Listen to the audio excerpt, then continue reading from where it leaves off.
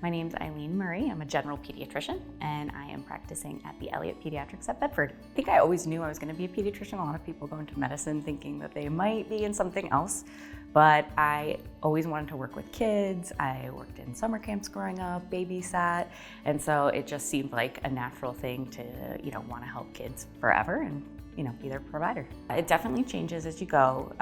In the beginning, I feel like, especially with infants, you're there as a big support to parents. Babies do a lot of weird things, I always tell parents, and they change constantly. And so, making sure that you're there to tell them what's normal, what's expected, what's not, and give them that reassurance. Not everything has to be a pathology all the time. And, I think parents are really happy sometimes to hear that, babies do strange things. As early as possible, I always love to talk about food and sleep and exercise as medicine for their body. I think a lot of times kids can understand, maybe I don't love medicine or I don't want to take medicine, but it's important for me. I always am asking, what fruit do you like? What vegetable do you like?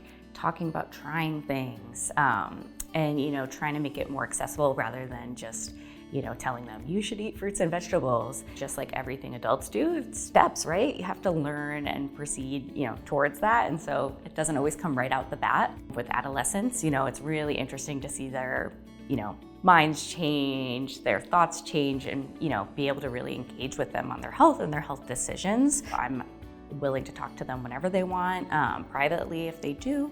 Definitely in high school, I always like to give them an opportunity because even if they don't have questions, I think it's a good practice for children to start getting some independence with their healthcare provider.